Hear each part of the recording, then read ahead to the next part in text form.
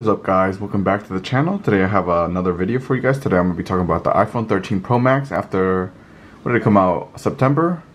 So, what is that, 9, 3, this one, like a 6 or 7 month in review. My sort of long-term review, I guess at this, well, it wouldn't be long-term review because it hasn't been a year yet, but it'd be like my half-year review of the iPhone 13 Pro Max. I am running on, let me see. I am running on the latest iOS software. It is 15.4.1. I updated a couple weeks ago, and I have honestly been enjoying this iPhone 13 Pro Max. Let's talk about some of the things. The display, we obviously know that the display this year has been really good. Everyone's been talking about it when it first came out, and I honestly don't have an issue with it. Personally, the what is it, 120 hertz, I think it is very buttery smooth. It is like, let's see, because right now I have it on low battery mode, so it's probably not going to see it, but once you can probably tell by the camera, but once you activate this, you basically can it's night and day, guys. If you're coming from a 60 hertz screen moving on to this display, you're honestly going to be very happy with it. 120 hertz is probably going to be it's starting to be the new norm. I think Apple, this was the first year they implemented 120 hertz, but it is honestly one of the best displays I've ever seen. Other than that, the camera quality has been amazing. Probably before this, probably before the unboxing of my Canon G7 Mark III, all the other videos on this channel were filmed with iPhone 13 Pro Max up until before the 13 Pro Max, and it was filled with something else, whatever I had laying around. But this whole 7 months, I think I've been filming exclusively with this 13 Pro Max. So if you're looking for some video, just like I guess showing off what the capabilities are, just go look down through any video, and that basically is the quality you're going to be getting from the iPhone 13 Pro Max. It is very high quality. I record in 4K 60 FPS, 1080p 60 FPS. I do TikToks and stuff like that, and the quality is honestly always amazing. It's never it never misses. It's always a hit. Talk about build quality a little bit. Oof. I have to clean this one, but honestly, the build quality has been amazing. I've dropped it probably once or twice without the case, and oh yeah, it's dirty there, but I have to clean that. But other than that, like, the display has been holding up. The build of it is nice. If you guys know, I had the iPhone SE, the first gen one, when it first came out a couple years ago, and I liked the round, not the rounded edges, but like the raised, this right here, the way it reminds me of iPhone 5S. Basically, that design is top notch. I am very happy with it. I always rock the case though, because I'm not rich enough to no case it. Let's see. Yeah, so the build quality is amazing. It is kind of big, so if you have smaller hands, it's going to be harder to difficult to reach certain areas of the screen. So yeah, you're gonna have to take that in mind. So yeah, the build quality is amazing. The camera has been good. Let's talk about the battery. The battery life has been crazy good.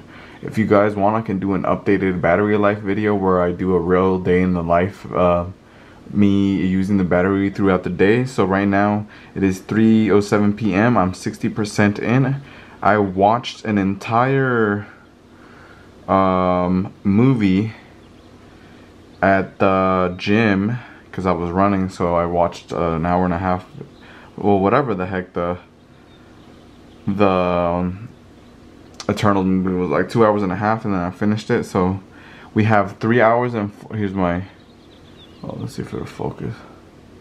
3 hours and 14 minutes on Disney Plus, 3 hours and 12 minutes on TikTok, and some on Master Duel because I was playing Yu-Gi-Oh! But it is honestly holding up pretty darn good. Let's check the battery health. 100% still. So the battery maximum capacity has not dropped anything in the past 7 months, which is pretty good. So if you're planning on buying one of these used, you're not going to be unless they treated the battery really horribly, like let it go all the way down to 0 and then charged it back up a couple hundred times, then maybe then you would see like a lower battery health or a significant notice in battery drainage. But I personally have used it. I charge it once a day at night. I actually let it charge the whole night, which I know I remember like it not being recommended, but that's just the most convenient way for me. So I basically do that every night, and I've been doing that every night since I bought the phone. So it's still at 100%, so I'm not really concerned about that. And yeah, so if this is probably the battery life champ in my opinion out of all the phones I've ever tested. I remember back in the day the Moto Z Play was honestly probably just as good. I don't remember how the tests were, but I remember it lasting at least a day. This could also last a day and a half probably. But yeah, if you're looking for like the best in battery, go for the iPhone 13 Pro Max. What else could we talk about? Just the Apple ecosystem. I'm heavily invested in the Apple ecosystem. I have an iPhone 13 Pro Max, I have a MacBook Pro, I have an Apple Watch, I have the Beats, I have the everything. So everything just seamlessly connects with the Apple products. So that's really neat. So if you're trying to get started, or if you're trying to get started into an ecosystem, and everyone probably has AirPods or I don't know, if you're looking to get AirPods, then it would connect better with the Apple device. But I don't know, it's just up to you guys. If you guys like the Apple ecosystem, then you're gonna like the iPhone 13 Pro Max. It's just basically like the most advanced version of that ecosystem.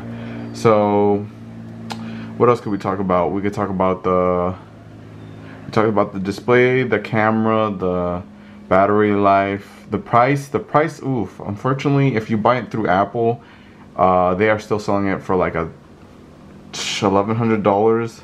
But you can get it in green now, so that one came out a little bit after this one. I probably should have waited, but I didn't know it was gonna come out in green, so I just picked up this gray. But if you are looking to buy one, you can probably check online websites, maybe Amazon, eBay. Personally, the one where I would buy and sell phones was Swappa. It was reliable, it was convenient, and it was fast, and I really like Swappa, so check them out.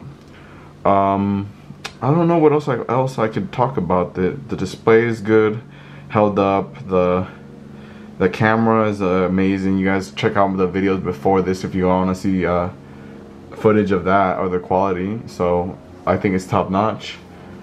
I guess the customizability, that's another one. So we recently got these widgets and stuff. So right now I'm rocking this. See if you guys see. It's called Widgie. If you guys want to see a tutorial on how to get this on your home screen, I basically have the day. I basically have the date and time, the weather, my walk for today. Oh, whoops. My walk for today, how much steps I took. This is off because it connects to your Apple Watch. So when it does connect to my Apple Watch, I forgot it while on my run today, silly me. But it basically just, this is my home setup right here. I'll show you guys.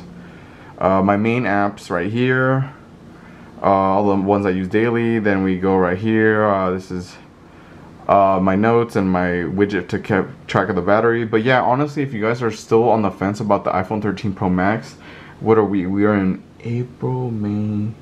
We're basically May, the end of May. So halfway through May. Apple usually releases one in June, July, August, September, like 4 or 5 more months. So if you can hold out 4 or 5 months, then I would suggest so, because you know probably the next one's gonna be slightly better than this one. Or if you're trying to find a deal, then hold out on your current phone, and then when the new one drops, this one should probably go down in price as well. Maybe not a lot through the Apple website, but probably more through Swappa and eBay and stuff like that. You can find a significant more discount, or even carriers. We're gonna start discounting it more, maybe including it in a family plan. I don't know how they do it anymore, because I don't buy my phone through the carrier anymore, because I don't know, it just pisses me off too much.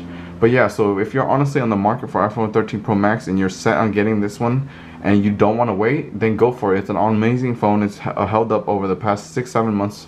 Has not let me down at all. No randoms. Like it's Apple. We know they're consistent. We know they're the updates are and security is top notch. Everything is top notch. But personally, in my personal opinion, if you can hold out 4 or 5 more months, hold out for 5 more months, get the iPhone 14 Pro Max or whatever they're gonna call it, and or get this one at a cheaper price than it is right now. So hope you guys enjoyed this video. Remember to comment, like, and subscribe, and I'll see you guys in the next one. Peace.